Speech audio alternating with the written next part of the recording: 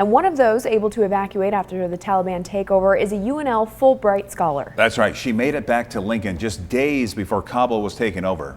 But her biggest fear now is getting her family to safety. Channel 8's Macy Meyer has the story you'll only see here on 8. Nazreen Nawa is set to start her second semester at UNL for her master's degree on Monday, but her mind is far from the back-to-school mentality. Instead, she's worried about her family in Afghanistan. I was just crying and nothing else. My roommate just brought me food and she said, "You are also sick, you should have your medicine. Please have some food."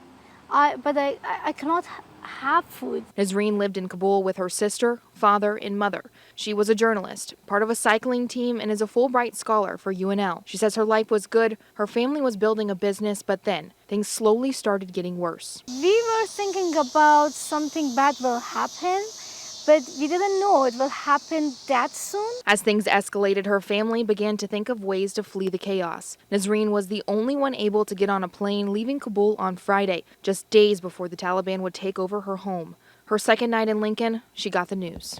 Read messages that someone wrote me, "Kabul is fallen."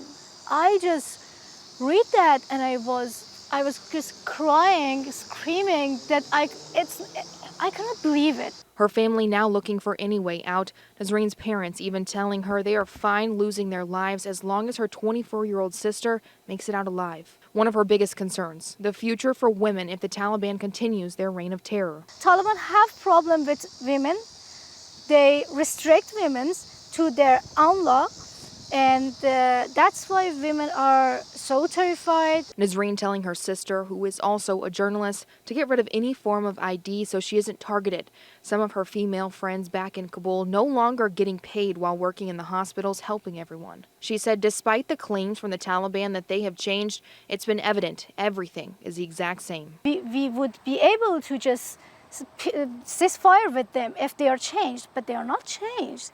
They entered the Kabul and they took provinces with the military power. Now, as Nazreen waits and hopes for the best for her family, she works to process the sights and sounds coming from her homeland.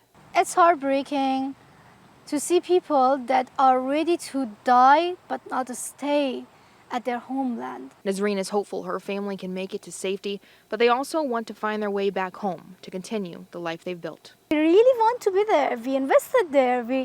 We plan to make a life, but we have problem living there with Taliban who are against human rights, women's rights, and who don't respect personal choice.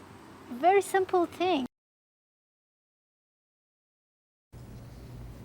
Macy Meyer reporting for us. Nazreen says her sister has been applying for visas in numerous countries, but still hasn't had any luck. She's hopeful they will get out soon. We'll, of course, keep you updated on their situation.